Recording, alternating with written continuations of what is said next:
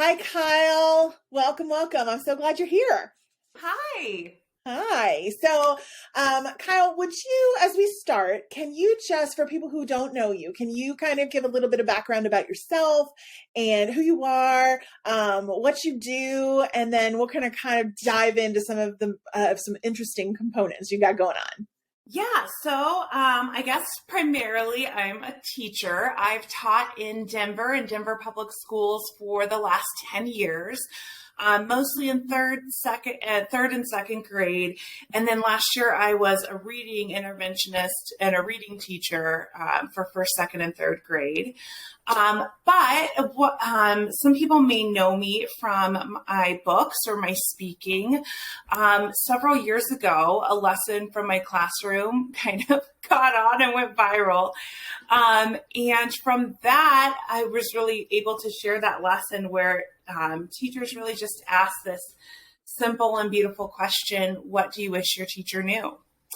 And from that, kids would answer things like, I wish my teacher knew I love my family, or I wish my teacher knew I want to go to college. Or some of my students would say, I wish my teacher knew I don't have pencils at home to do my homework. So it really opened up a lot of conversation in the teacher world, really about the reality that kids are facing when they go to school. So based on that, I was really excited to write a book of the same name. It was called I Wish My Teacher Knew How One Question Can Change Everything for Our Kids. And it really delved into that stuff. What are the realities that kids are facing when they go to school? What's the research behind it? And what are things that actual human teachers like myself can do to support kids in their classroom?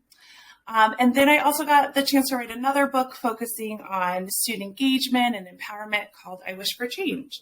But that's me in a nutshell. Again, I keep talking to teachers and I keep saying, y'all have so much free time. I can just tell, right? You're not doing anything else other than, no, never the case. So, where you teach, describe where in Denver, what your student population looks like. Like, give us a kind of a picture of where you're teaching. Yeah, so my school that I've taught at the past 10 years is called Dowell Elementary, and we're the Dowell Owls, which is super cool because it rhymes.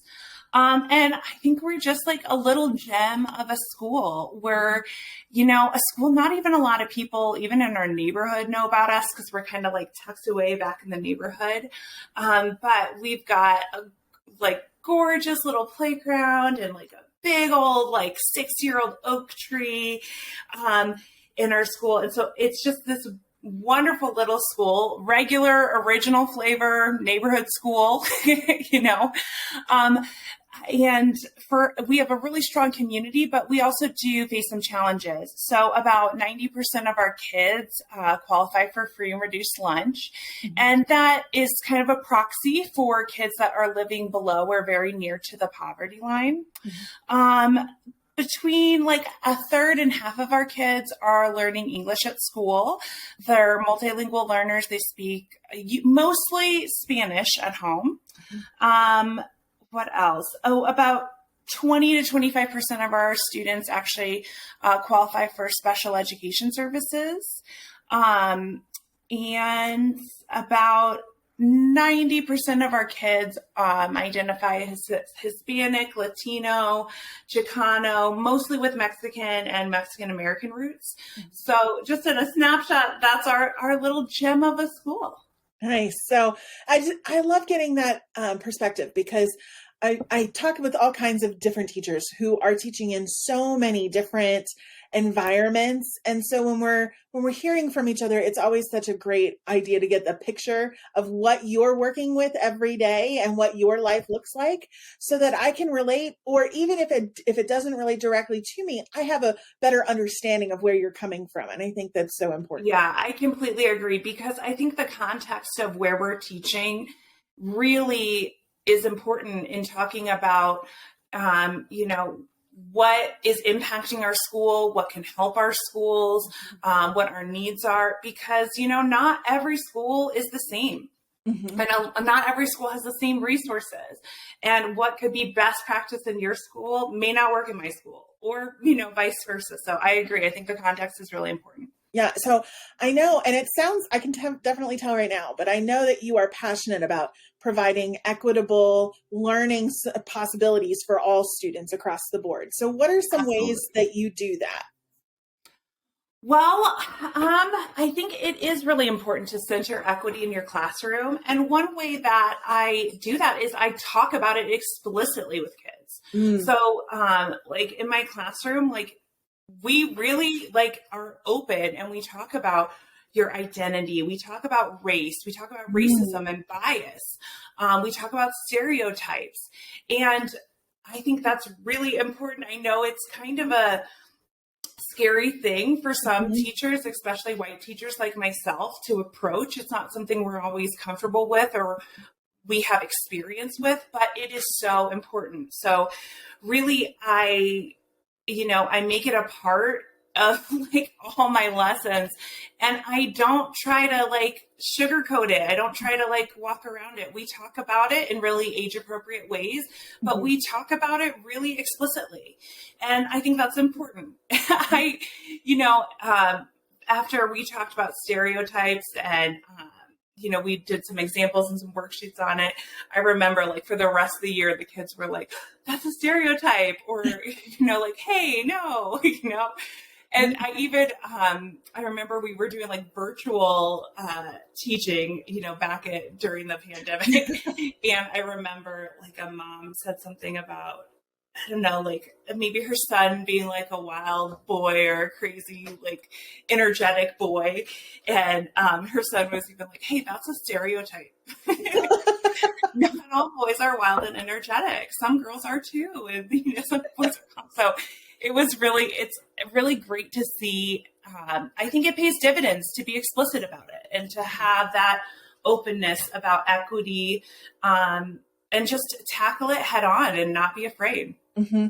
And kudos to you, because that is something that I know a lot of people, especially right now in the conversation that's going on in our country, in the world, they are very nervous to approach that conversation with students. Do you find when you do have those open and honest conversations that you learn just as much as you're teaching?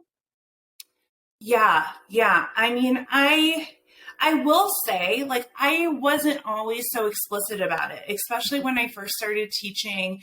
I always wanted to be equity minded, but I didn't just talk about it with kids. I maybe say like, everybody's welcome, or like we all should like each other for who we are on the inside, kind of like little what do you call euphemisms like that to talk about issues of equity with kids. But I found when I got really explicit about it, kids, I really learned a lot about what their experiences are. And just being able to name it for them, I think was really powerful. I remember I remember it was right before we got shut down for the pandemic, like right before everything happened. And we were doing like this kind of self-created unit on race, and we had some posters up and we were doing some read aloud books, and kids really started sharing their experiences. And I remember one girl, she was saying that once we talked about racism and we read some books about it, she shared that she was in her apartment buildings, and they were kind of have a balcony, and she remembers like someone yelling at her grandmother to like go back to her country. And she remembers like she was like scared, and so she just ran inside, and so she shared that with the class. And so to be able to name that for her, to be like, no, that wasn't just rudeness, that wasn't just someone being mean and loud, like that was someone showing like racist behavior, I think that was really powerful for her. And unfortunately, like there were a lot of experiences like that my students had.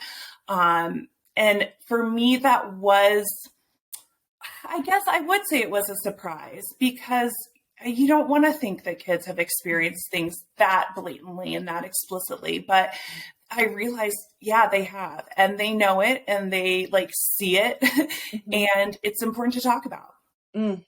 Do you feel like the question of "I wish my teacher knew" that prompt, and the responses that you received from your students? Do you feel like that has helped you to be more direct and explicit in being able to name it and empower those kinds of conversations? I do. Even things like students would say, like, "Oh, I wish my teacher spoke my language." Mm. And to talk about, like, "Oh, what does it mean that like you speak another language at home?" Or what does it mean that your teacher doesn't speak that language, or that no one at your school speaks that language? Mm. So there's been that kind of like really clear examples, but then there's also been examples like, um, kids just saying like what they're interested in, like Mhm. what is really exciting for them, whether it's like video games or the Denver Broncos or skateboarding. All of that really makes up our students' culture. Mhm. And, I shared before that about 90% of our students are Hispanic, Latino, Chicano, lots of different names for how people identify in our school. But a lot of that, especially for like white teachers like me, Mhm. um, we kind of have one conception of what it means to be Latino and what that culture is. Mhm. But when you actually open it up and you say, like, well, what is something that's important to you? How do you celebrate at your home? What are the things that you care most about? I think it really, opens your mind of is our kids' culture, Mhm. and how we can include that in the classroom. Like, I think it's really important to bring in some of my students like shared history, especially in Denver. We have this amazing history of the Chicano rights movement. And so we talk about that in our class. But also, like, a part of your culture is like how your whole family comes over and watches the Denver Broncos game, and how you're a little tired because the game went late last night. And so to bring that into our class and maybe use those examples in our math problems, or Mm. you just use those examples like, "Oh, remember those Denver Broncos? They didn't give up last night, and you're going to keep going just like them." I think that's a great way to tap into culture of our students and use it to support them in our classroom as well. Yeah, you make such a great point. And that was actually where I was going to head next. You read my mind, because I was wondering, like, so it's one thing to gather all the information about what our students wish that we knew about them. But it's another thing completely to honor that, because that's what really matters, right? That's what matters to them, is the actions that we take. And so I love how you're bringing that into your classroom. And I think, you know, we're all pressed for time as educators, and so we're constantly kind of looking for resources and downloads and everything. And I love how you mentioned making that personalized, so that even just a small thing like adding that to your math problems, or just small items with naming students within the questions that you're asking, or framing a writing prompt around something that you had shared in your classroom. I think that's so helpful, that not everything has to be just kind of templated. We can ensure that we're representing our students in our classrooms that way. I love that you do that. Um, how else how else do you bring in what you've learned about your students into your classroom and honor them in that way? I think another great way, especially if teachers are kind of like I was at the beginning of my teaching, where you really want to, like we've said, bring in that student culture in real authentic ways, but you're not real sure how, because let's be honest, our teacher prep programs did not talk about it enough. I think one way is to bring in like celebrations. Mm. And so, I think there's kind of two ways to do it. One is to do like Cinco de Mayo and kind of bring in those stereotypes of like sombreros and tacos, and have like a taco day for Cinco de Mayo. But another way to do it is to like really dig into that history and have kids learn about Cinco de Mayo and learn about what it meant in Denver. And you can apply that to like whatever context students in your classroom have. Like, what is something people know about your culture? And then let's dig into it a little bit more. Speaking of celebrations, I think a great way to do it is to tap those students and make them leaders. Mm. So I have for many years now, if like celebrated things like Lunar New Year, Chinese New Year, or Tet with students who are Chinese American or Vietnamese American in my classroom, but I've made them the leaders. So I've been like, okay, well, would you like to host this party for a class or this lesson for a class? Mm-hmm. And if they're down for it, it's like, okay, well, what kind of worksheet should we do? Or like, what kind of decoration should we do? And even getting their families involved too. I remember I have a student, just one of, those students that just like lives in your heart so much. We did this whole Lunar New Year celebration. And her mom even sent in some like decorations. And in Vietnam, you kind of take branches from trees and you decorate them with like yellow petals, or at least this is her family's tradition. And so we did that. And at recess, we like ripped off branches from some like old bushes and we decorated it in class, and she got to lead everyone and they all came up and took a turn. So I think that's a great way. Bring in your students' culture, but I would say make them the leaders. Like have them have ownership for it. We also celebrated Ramadan last year with some of my students, but I grabbed some of my students and even some of my former students because we really only had a handful of kids that celebrated Ramadan at my school. And so I said, hey, I want to do this thing. Do you want to come? Do you want to do it with me? So we got some books about Ramadan donated, and the kids typed up and wrote up like a message about what Ramadan is to them. And even we got some like pictures from their mosque. And then they decorated little boxes to put the books in, and then they got to deliver them to every class. And that the pride that they felt like handing over this Ramadan gift to every class, that was just amazing. And so I think that is a real great way. Those celebrations is an awesome way to, take those first and meaningful steps into including your students' cultures in really authentic ways. Mm. So nice. Now, I kind of want to shift gears a little bit in talking about the What My Teacher Knew movement. As you said, it kind of went viral, which was featured on like every major media outlet, and teachers everywhere were doing this. Like, could you ever have anticipated when you started that lesson, like this is what happens?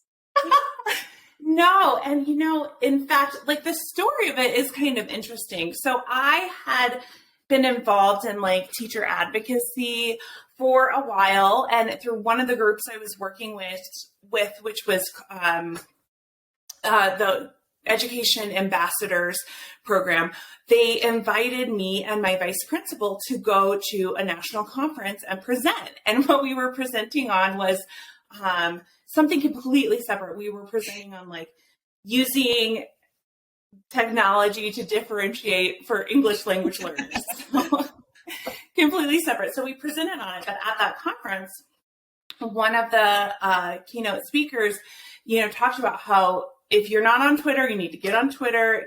Educators are having great discussions there. Like that's where the conversation is happening. And so I did that, and literally like 2 weeks later, I found one of these notes, these I Wish My Teacher Knew notes that I had saved from my students because I had been doing this lesson for years and never told anyone. So I found that note and I was like, maybe I could share this on this new Twitter and I could share it with my tens of followers. So I did. And really, like, that's exactly how it happened. Like, as unlikely of a story as it possibly could be, I think teachers really tapped in to this like universal desire to be known and this like specialness, almost like sacredness of this teacher-student relationship.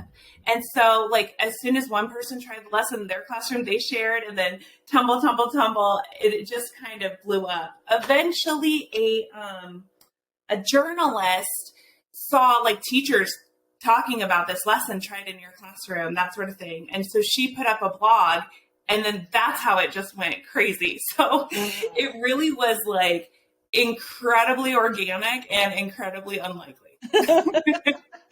And so how did it, like, I can't imagine how it feels to wake up and just see all of these people who are using your lesson and seeing such an impact. So is that what prompted you to write the book?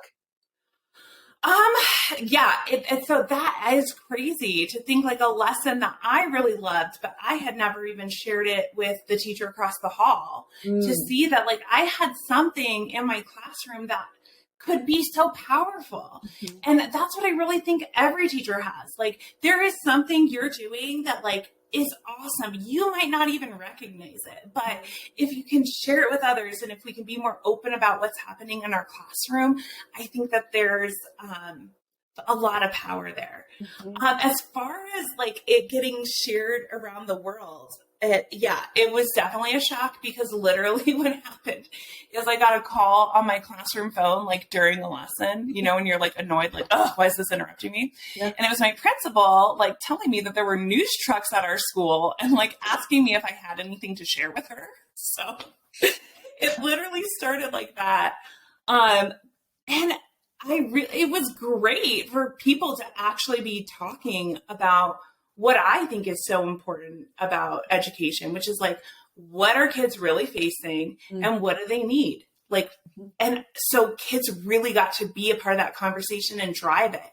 And I think my class really, like, they really understood that role as advocates, and they talked about things that they had been experiencing, and they knew that like their voice was being heard over and over again. So it was really great to just see it spread, but also to see my students' voices like amplified, and to take conversations in education in a direction that I think is like really productive for kids.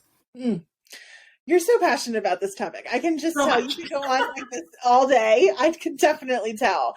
I can also tell, though, there's a little nugget there where you were talking about teachers being willing to share, being more open about sharing. And I can tell you're really passionate about that too. You kind of cut yourself off and moved in a different direction, but I would love to hear, like, what's the story there? Are you feeling like we don't share enough, or that we don't get, or we're scared to share? Like, I would love to hear your perspective. Well, I think, there's that old joke. It's, what is a school? And the answer is a collection of classrooms united by a parking lot. And it kind of speaks to this idea that I didn't really realize before I went into teaching, is that like, teaching can be pretty isolating. Like, as much as we think like, oh, kids are all over in the school, but like, you're really in your classroom, like inside your four walls, like most of the day. And we're all like so busy, right? Like making copies and doing 100 other things they're asking us to do, that it's really hard to have like genuine collaboration. That's not just like a rush for like, hey, did you do this lesson? Here's extra copies, go, go, go. So I think that there is definitely not enough time in teachers' day for them to have that like moment where we can really like be professionals and like share our work and share our pedagogy together. So I think that's, really inhibiting some growth in education. But I also think, at least the era that I was like birthed into teaching was so focused on like evaluation and deciding who's a good teacher and who's a bad teacher. Yes. And there was this like myth going around that like, if kids just had a good teacher, like everything in the world could change for them. So they just have to have a good teacher. So it really set up this false dichotomy between like good teachers and bad teachers. And that like, you have to decide which one you are. And there's only one way to do it right, and there's only one way to check off the rubric. So I think that evaluation like obsession in teaching, I think really hindered things, because it made teachers like scared to take risks. It made teachers like really want to fit the mold and fit your little rubrics. And I think really in teaching, when everyone is so like data obsessed, it takes courage to value things that you can't measure. And it takes courage to like pour into your own pedagogy the things that we know are so important, like community building and relationship building. So I do think that teachers have been, there's some structures in place that keep teachers from sharing in what works in their classroom, or even what is not working in their classroom. You know, we don't want to admit like what we're struggling with. So I think there's some structures there that I really hope change. I do too. And I think you're so right that, you know, I've taught a little bit longer. So I was there at the beginning of that era and a little bit before. So I remember watching that era come in and the whole evaluative component. And I remember sitting at a table at a central office meeting where they were actually trying to decide numbers to place on a teacher's evaluation as to whether or not this teacher was an acceptable teacher. And I kept thinking, how do we put numbers on people? Like, I'm not a good algebra person anyway. Like, numbers and you know, shapes don't make sense to me. But numbers on people certainly don't make sense to me. And I think you're right. There's so much that we need to work on in education, and that's certainly a piece of it. But I think, you know, as the more collaborative we can be, the more that it's about cooperation over competition, I think the better we can be as educators. So I appreciate that. I agree. Absolutely. So before we go, I want to honor your time today. Before we go, what are you working on next? I know that you're taking a little hiatus this year, but what are you working on this year? Yeah, so I actually, I'm taking like a 1 year like leave of absence from my school district. I have the opportunity to write a third book. So I've been working on that, getting some proposals in and some samples in. When I was like approached to do the third book, I was just like, okay, there's no way I can do it while I'm working full time, because I wrote the first two while I was like full-time teaching. So after all these pandemic years, I was like, if I do this, I cannot work full-time. So I was really lucky that my school district has given me this like 1 year unpaid leave of absence to do that. So I'm working on that. And I really want to focus on the things that we've talked about today, is like how a real human teacher can like inject these like values of community and relationship building in their classroom. And like, what are some teacher moves that like can honestly be done in a classroom with like human children, you know? Yes. Sometimes you read these like articles and you're like, okay, no, like that's not going to work. I'm not going to give all the kids 14 marbles, you know? Right. Yeah. So that's what I'm working on, but I've also got a few other projects, like working with a children's theater about thinking about some how we can write a children's play to kind of talk about these topics with kids. I've been working with HMH in Mifflin Harcourt and writing some blogs for them, talking about how I've used their curriculum in my classroom. So I got a lot of plates spinning. But I have to tell you, after all these like crazy pandemic years, it is nice to like have a different like cadence to my day and a different mode to my day, for sure. Absolutely. So now where can people find you? Like Instagram, Twitter, are we like blogging? Where can they find you? Yes. Okay. Well, so on Twitter and Instagram, you can find me at Kyle M. Swartz.